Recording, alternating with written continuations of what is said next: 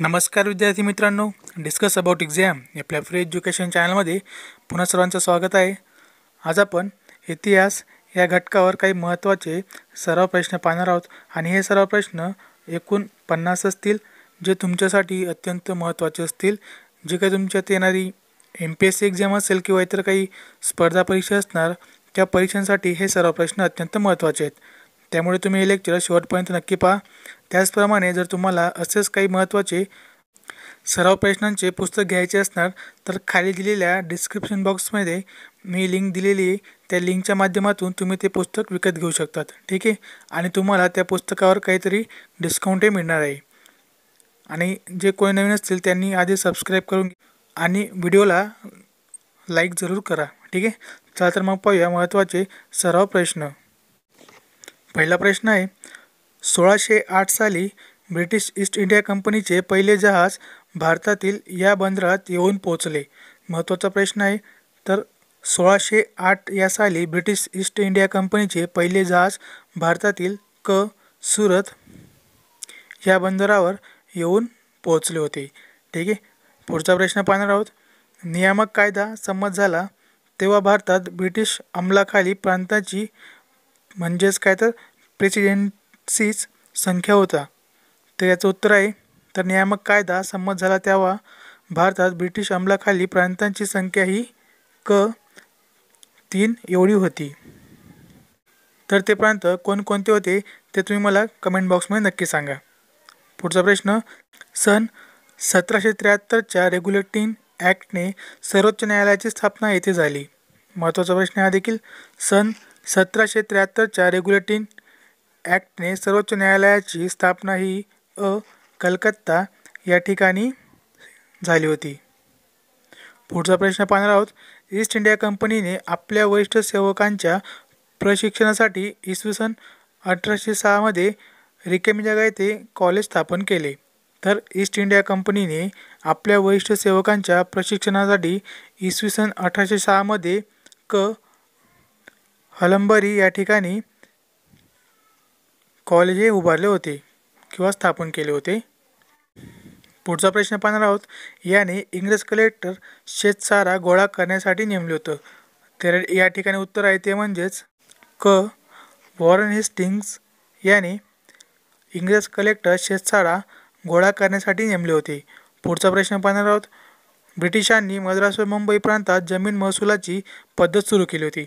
तर ब्रिटिशांनी मद्रास व मुंबई प्रांतात जमीन महसुलाची रयतवारी ही पद्धत सुरू केली होती। कोणती? तर रयतवारी ही पद्धत सुरू केली होती। पुढचा प्रश्न पाहणार आहोत। याने बंगालमध्ये कायमधारा पद्धतीही लागू केली होती।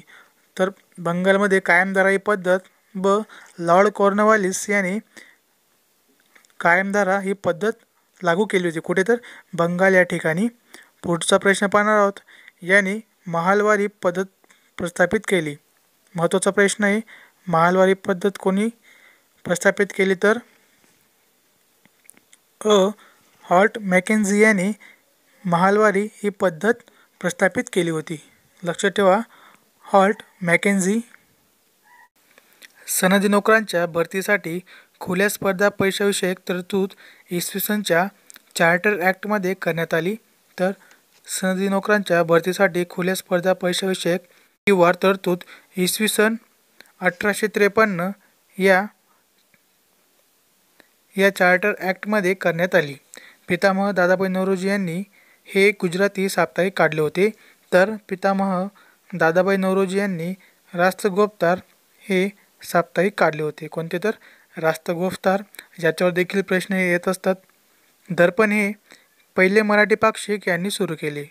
तर दर्पण हे पहिले मराठी पाक्षिक हे बाळशास्त्री जांभेकर यांनी सुरू केलं होतं। कोणी? तर बाळशास्त्री जांभेकर। पुढचा प्रश्न पाहणार आहोत। भ्रष्टाचार विरोधी चळवळीचा हा नेता होता। महत्त्वाचा प्रश्न आहे। तर भ्रष्टाचार या चळवळीचा किंवा भ्रष्टाचार विरोधी या चळवळीचा हा नेता आहे कोण? तर आपल्या सगळ्यांना माहिती अण्णा हजारे हे आहेत। बंगालमधील तत्वबोधिनी सभा या धर्मविषयक चर्चा करणाऱ्या संस्थेची स्थापना यांनी केली होती। तर बंगालमधील तत्वबोधिनी सभा या धर्मविषयक चर्चा करणाऱ्या संस्थेची स्थापना ही ब.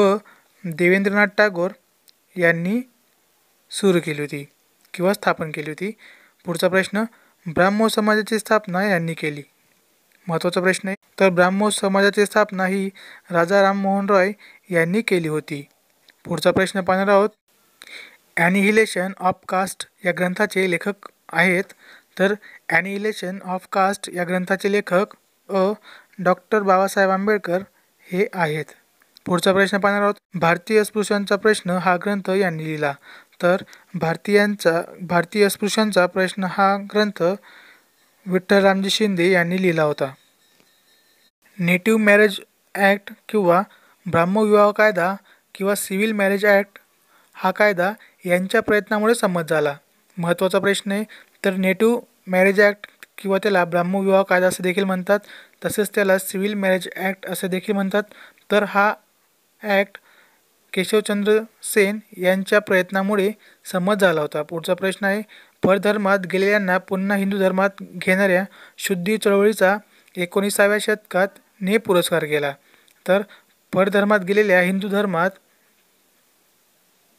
घेणाऱ्या शुद्धी चळवळीचा 19व्या शतकात स्वामी दयानंद सरस्वती यांनी पुरस्कार केला होता. भारतात श्रीमती नाथीबाई दामोदर ठाकरसी महिला विद्यापीठाची स्थापना यांनी केली. हा देखील महत्त्वाचा प्रश्न आणि याच्यावर देखील प्रश्न विचारण्यात आला आहे. तर त्याचं उत्तर आहे ड. धोंडो केशव कर्वे. तर भारतात श्रीमती नाथीबाई दामोदर ठाकरसी महिला विद्यापीठाची स्थापना ही धोंडो केशव कर्वे यांनी केली होती. पुढचा प्रश्न पाहू. रामकृष्ण मिशनची स्थापना रिकामी जागामध्ये यांनी केली होती. महत्त्वाचा प्रश्न हा देखील. तर रामकृष्ण मिशनची स्थापना 1897 स्वामी विवेकानंद यांनी केली होती. ठीक आहे. अखिल भारतीय हरिजन सेवक संघाची स्थापना यांनी केली. कोणी? तर अखिल भारतीय हरिजन सेवक संघाची स्थापना ही महात्मा गांधी यांनी केली होती. ठीक आहे. ईश्वरीय ज्ञान संस्थेचे किंवा थिओसॉफिकल सोसायटीचे संघटक होते. तर ईश्वरीय ज्ञान संस्थेचे किंवा थिओसॉफिकल सोसायटीचे संघटक हे डॉक्टर ॲनी बेझंट हे होते. कोणतर? डॉक्टर ॲनी बेझंट हे होते. प्रार्थना समाजाचे मुखपत्र होते. तर प्रार्थना समाजाचे मुखपत्र हे सुबोध पत्रिका हे होते.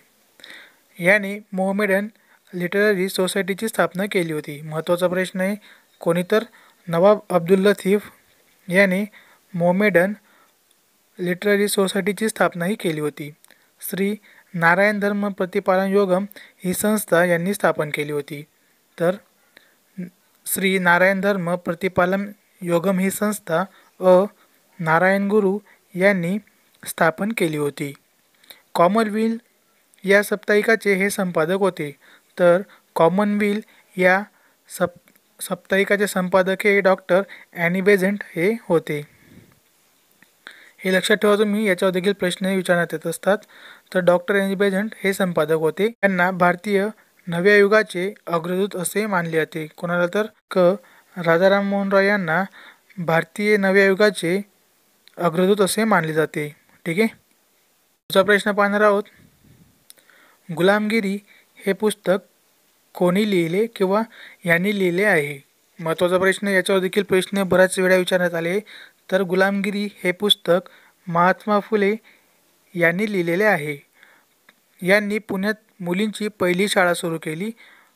ऑब्वियसली सगळ्यांना माहिती आहे. कोणी? तर महात्मा फुले यांनी पुण्यामध्ये मुलींची पहिली शाळा सुरू केली होती. आणि ही शाळा कोणत्या वर्षी सुरू केली ते तुम्ही मला कमेंट बॉक्समध्ये नक्की सांगा. पुढचा प्रश्न पाहूया. सत्यशोधक समाजाची स्थापना यांनी रिकाम्या जागामध्ये केली. तर सत्यशोधक समाजाची स्थापना महात्मा फुले यांनी 1873 साली केली होती. नारायण गुरु हे प्रांतातील थोर समाजसुधारक होते. तर नारायण गुरु हे कोणत्या? तर केरळ या प्रांतातील थोर समाजसुधारक होते. वेदाकडे परत चला हा संदेश यांनी दिला. तर वेदाकडे परत चला हा संदेश स्वामी दयानंद सरस्वती यांनी दिला होता? शिका, संघटित व्हा आणि संघर्ष करा हा संदेश यांनी दिला. तर शिका, संघटित व्हा आणि संघर्ष करा हा संदेश डॉक्टर आंबेडकर यांनी दिला होता. राजर्षी छत्रपती राजर्षी शाहू हे या संस्थानाचे अधिपती होते. तर छत्रपती राजर्षी शाहू हे कोल्हापूर या संस्थानाचे अधिपती होते. पारशी समाजात सुधारक विचार मांडणाऱ्या राष्ट्रगोपतार या साप्ताहिकाची स्थापना यांनी केली होती. तर पारशी समाजात सुधारक विचार मांडणाऱ्या राष्ट्रगोपतार या साप्ताहिकाची स्थापना दादाभाई नौरोजी यांनी केली होती. त्यानंतर पुढचं पाहूया. वहाबी हे वहाबी चळवळीचे मुख्य ठिकाण होते. तर पाटणा हे वहाबी चळवळीचे मुख्य ठिकाण होते. निरंकारी चळवळ यांनी स्थापन केली. तर निरंकारी चळवळ ही दयालदास यांनी स्थापन केली. पुढचा प्रश्न पाहूया. मुंबई प्रांतातील बालविवाहाच्या विरोधातील चळवळीचे नेतृत्व यांनी केले. तर मुंबई प्रांतातील बालविवाहाच्या विरोधातील चळवळीचे नेतृत्व हे बेरामजी मलबारी यांनी केलं होतं. कोणी? तर बेरामजी मलबारी यांनी केलं होतं. पुढचा प्रश्न पाहूया. यांनी बालहत्या प्रतिबंध गृहाची स्थापना केली. महात्मा फुले यांनी बालहत्या प्रतिबंध गृहाची स्थापनाही केली होती. यांनी मुंबई प्रांतात देवदासी प्रथेच्या निर्मूलनासाठी आंदोलन केले होते. कोणी केले? तर महर्षी विराज शिंदे यांनी मुंबई प्रांतात देवदासी प्रथेच्या निर्मूलनासाठी आंदोलन केले होते. व्यंकटरमण नायडू यांनी प्रथेच्या विरोधात मद्रास प्रांतात आंदोलन केले होते. हे प्रांत लक्षात ठेवा, याच्यावर प्रश्न बनत असतात. तर व्यंकटरमण नायडू यांनी देवदासी या प्रथेच्या विरोधात मद्रास या प्रांतामध्ये आंदोलन केले होते. पुढचं पाहूया. कलकत्ता येथे मुलींची पहिली शाळा यांच्या पुढाकाराने स्थापन झाली होती. तर कलकत्ता येथे मुलींची पहिली शाळा पंडित ईश्वरचंद्र विद्यासागर यांच्या पुढाकाराने स्थापन झाली होती. पुढचा प्रश्न आहे. हे सत्यशोधक चळवळीचे मुखपत्र होते. तर या ठिकाणी त्याचं उत्तर आहे दीनबंधू हे सत्यशोधक चळवळीचे मुखपत्र होते. बंगाल प्रांतात विधवा पुनर्विवाह चळवळीचे नेतृत्व यांनी केलं होतं. तर बंगाल प्रांतामध्ये विधवा पुनर्विवाह चळवळीचे नेतृत्व पंडित ईश्वरचंद्र विद्यासागर यांनी केलं होतं. यांनी पीपल्स एज्युकेशन सोसायटीची स्थापना केली होती. हा देखील खूप महत्त्वाचा प्रश्न आहे. तर डॉक्टर बाबासाहेब आंबेडकर यांनी पीपल्स एज्युकेशन सोसायटीची स्थापनाही केली होती. पुढचा प्रश्न. एशियाटिक सोसायटी ऑफ बेंगालची स्थापना यांनी केली होती. तर एशियाटिक सोसायटी ऑफ बेंगाल याची स्थापना ब्रिटिशांनी केली होती. जोड्या लावा. तर या ठिकाणी काही महत्त्वाच्या संस्था दिल्या आहेत आणि दुसरीकडे ब गटात त्याचे वर्ष दिलेले आहे. तर यानुसार आपण पाहणार आहोत. योग्य पर्याय आहे तो म्हणजेच A1 B2 C3. ठीक आहे. तर या ठिकाणी ब्राह्मसभा ही 1828, ब्राह्मो समाज 1830, या ठिकाणी 8 करा. तर 1830 भारतीय ब्राह्मो समाज 1866. ठीक आहे. यानुसार तुम्ही हे वर्ष आणि त्या संस्था तुम्ही लक्षात ठेवा. पुढचा प्रश्न पाहूया. म्हणजे फर्स्ट व्हॉइस ऑफ फ्रीडम म्हणजेच काय? तर स्वातंत्र्याचा पहिला हुंकार असे शिशिरकुमार मित्रा यांनी म्हटलेले आहे. तर या ठिकाणी त्याचं उत्तर आहे ते म्हणजेच ब्राह्मो समाजाची चळवळ ही फर्स्ट व्हॉइस ऑफ फ्रीडम म्हणजेच स्वातंत्र्याचा पहिला हुंकार असे शिशिरकुमार मित्रा कोणी म्हटलं हे लक्षात ठेवा. तर शिशिरकुमार मित्रा यांनी असं म्हटलं होतं की ब्राह्मो समाज ही चळवळ स्वातंत्र्याचा पहिला हुंकार असा आहे. ठीक आहे. हे तुम्ही लक्षात ठेवा. आय होप मित्रांनो तुम्हाला आजचं लेक्चर नक्कीच आवडलं असणार किंवा तुम्हाला जे मी आज काही जे प्रश्न दाखवले ते 50 प्रश्न होते टोटल आणि हे प्रश्न अत्यंत महत्त्वाचे होते. त्यामुळे तुम्हाला हे लेक्चर कसं वाटलं तर नक्कीच लाईक करा. लाईकचे प्रमाण अत्यंत खूप कमी दिसतं आहे म्हणून लाईक करायला विसरू नका. आणि शेजारी खालील बॉक्समध्ये कमेंट बॉक्स आहे. त्या कमेंट बॉक्समध्ये तुम्हाला जर अजून काही अपेक्षित असणार ते तुम्ही मला कमेंट बॉक्समध्ये कमेंट करा आणि तुमच्या मित्रांपर्यंत देखील हा व्हिडिओ शेअर करा. आणि जर कोणी हा व्हिडिओ नवीन पाहत असतील तर त्यांनी शेजारी जे लाल आयकॉन आहे, सबस्क्राईब नावाचं बटन आहे, त्या सबस्क्राईब बटनावर क्लिक करा आणि त्या शेजारील बेल आयकॉन आहे त्या बेल आयकॉनला क्लिक करा, म्हणजेच तुम्हाला येणाऱ्या नवनवीन व्हिडिओचे नोटिफिकेशन मिळत राहतील. तसेच जर तुम्हाला असेच काही पुस्तके पाहिजे असतील तर खाली दिलेल्या डिस्क्रिप्शन बॉक्समध्ये त्या बॉक्समध्ये जाऊन तुम्ही ते पुस्तक परचेस करू शकतात आणि तुम्हाला त्या ठिकाणी अत्यंत सोयीस्कर असा डिस्काउंट हा मिळणार आहे. ठीक आहे, चला तर मग भेटूया पुढील लेक्चरमध्ये. तोपर्यंत धन्यवाद. जय हिंद, जय महाराष्ट्र.